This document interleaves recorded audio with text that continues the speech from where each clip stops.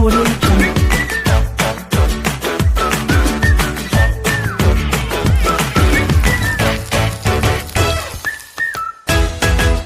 Audio Jungle.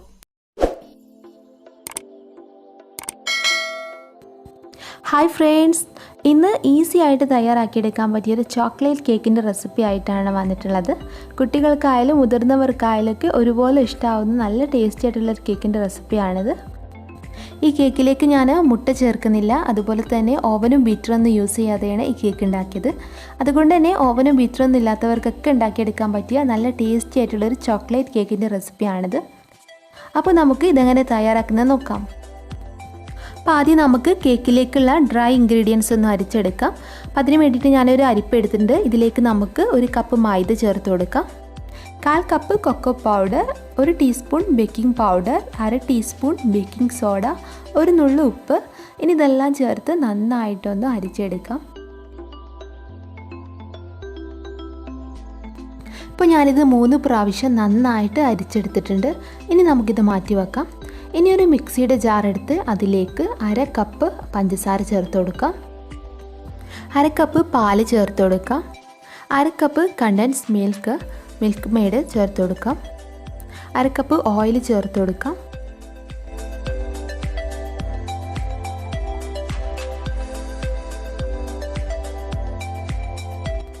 ഇനി ഇത് നന്നായിട്ടൊന്ന് അടിച്ചെടുക്കാം.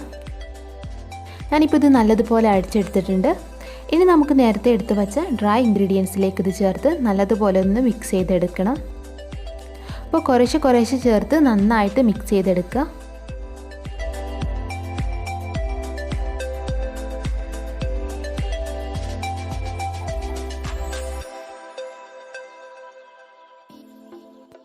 അപ്പോൾ ഞാനിത് നന്നായിട്ട് മിക്സ് ചെയ്തെടുത്തിട്ടുണ്ട്. അപ്പോൾ നമ്മുടെ ചോക്ലേറ്റ് കേക്കിലേക്കുള്ള കേക്ക് മിക്സ് ഇവിടെ റെഡി ആയിട്ടുണ്ട്. ഇനി ഇതുപോലൊരു സോസ് പാനിലാണ് ഞാൻ കേക്ക് ബേക്ക് ചെയ്തെടുക്കുന്നത്. അപ്പോൾ ഈ സോസ് പാനിൽ കുറച്ച് ഓയിലൊന്ന് പുരട്ടി കൊടുക്കാം. ഇനി ഇതിലേക്കൊരു ബട്ടർ പേപ്പറും കൂടി വെച്ചെടുക്കാം. ഈ ബട്ടർ പേപ്പറിൻ്റെ മുകളിലായിട്ടും കുറച്ച് ഓയിൽ പുരട്ടി കൊടുക്കാം. ഇനി ഇതിലേക്ക് നമുക്ക് കേക്ക് മിക്സ് ഒഴിച്ചു കൊടുക്കാം.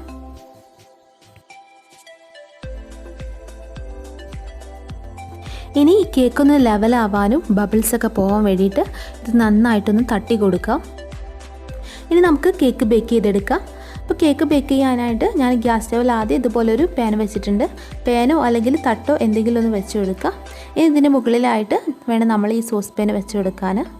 എന്നിട്ട് അടച്ച് വെച്ച് നമുക്കിത് ബേക്ക് ചെയ്തെടുക്കാം.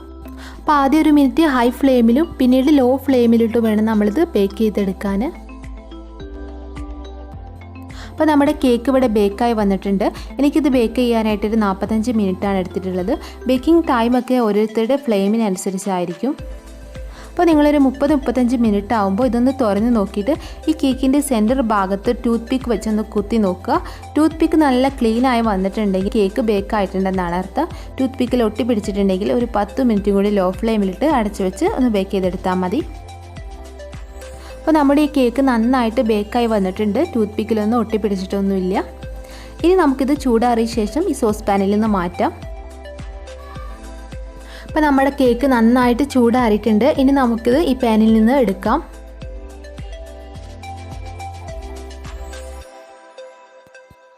ഈ കേക്കിൻ്റെ താഴെ നമ്മൾ നേരത്തെ വെച്ചിട്ടുള്ള ഈ ബട്ടർ പേപ്പർ നമുക്ക് റിമൂവ് ചെയ്യാം.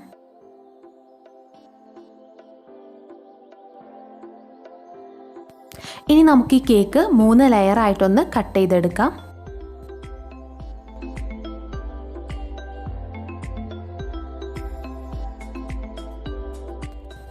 അപ്പോൾ 3 ലെയറായിട്ട് ഞാൻ കേക്ക് കട്ട് ചെയ്തെടുത്തിട്ടുണ്ട്. ഇനി നമുക്ക് കേക്കിലേക്കുള്ള ക്രീം ഒന്ന് ബീറ്റ് ചെയ്തെടുക്കാം. അപ്പോൾ ഞാനിവിടെ 1 കപ്പ് വിപ്പിംഗ് ക്രീമാണ് എടുത്തിട്ടുള്ളത്. നിങ്ങൾ എടുക്കുമ്പോൾ 1.5 കപ്പ് വിപ്പിംഗ് ക്രീം എടുക്കുക.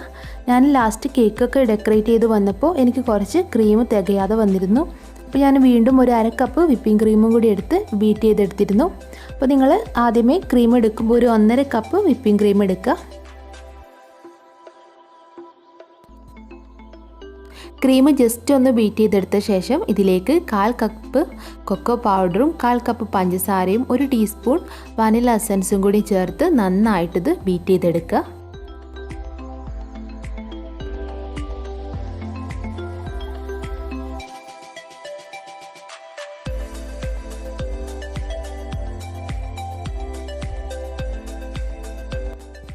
അപ്പോൾ ഞാൻ ഈ വിപ്പിംഗ് ക്രീം നന്നായിട്ട് ബീറ്റ് ചെയ്തെടുത്തിട്ടുണ്ട്.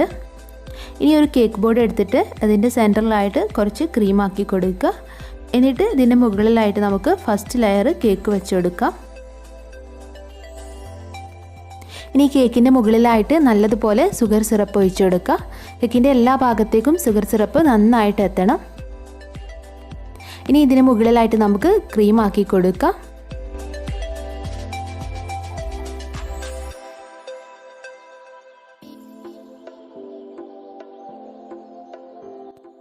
ഇനി ഇതിൻ്റെ മുകളിലായിട്ട് സെക്കൻഡ് ലെയർ കേക്ക് വെച്ച് കൊടുക്കാം.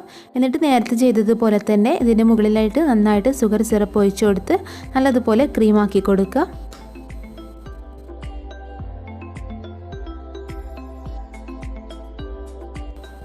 ഇനി നമുക്ക് ലാസ്റ്റ് ലെയർ കേക്ക് വെച്ച് കൊടുക്കാം. എന്നിട്ട് ഷുഗർ സിറപ്പ് ഒഴിച്ച് ഈ കേക്ക് ഫുള്ളായിട്ട് ക്രീം വെച്ച് കവർ ചെയ്തെടുക്കാം.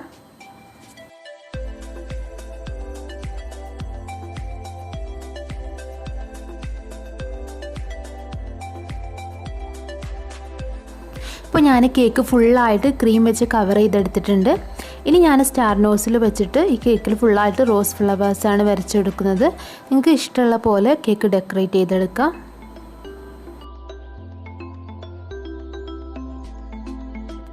അപ്പോൾ ഞാൻ കേക്ക് ഫുള്ളായിട്ട് ഫ്ലവേഴ്സ് വരച്ചു കൊടുത്തിട്ടുണ്ട്. ഇനി ഞാനൊരു ഭംഗിക്ക് വേണ്ടി കേക്കിൻ്റെ സെൻറ്ററിലായിട്ട് ഇതുപോലെ ചെറീസ് വെച്ച് കൊടുക്കുന്നുണ്ട്. അപ്പോൾ നമ്മുടെ കേക്ക് ഇവിടെ റെഡി ആയിട്ടുണ്ട്. ഇനി കേക്ക് ഒന്ന് സെറ്റാകാൻ വേണ്ടിയിട്ട് ഒന്ന് ഫ്രിഡ്ജിൽ വെച്ചൊന്ന് തണുപ്പിച്ചെടുക്കുക. അപ്പോൾ ഞാനിപ്പോൾ ഇവിടെ കേക്ക് നന്നായിട്ട് ഫ്രിഡ്ജിൽ വെച്ച് തണുപ്പിച്ചെടുത്തിട്ടുണ്ട്. അപ്പോൾ എല്ലാവരും ഇതൊന്ന് ട്രൈ ചെയ്ത് നോക്കുക. നല്ല ടേസ്റ്റി ആയിട്ടുള്ളൊരു ചോക്ലേറ്റ് കേക്കാണിത്. അപ്പോൾ ഈ വീഡിയോ നിങ്ങൾക്ക് ഇഷ്ടപ്പെട്ടാൽ ലൈക്ക് ചെയ്യാനും ഷെയർ ചെയ്യാനും മറക്കരുത്. അപ്പോൾ പുതിയൊരു വീഡിയോ ആയിട്ട് നമുക്ക് വീണ്ടും കാണാം. Thanks for watching.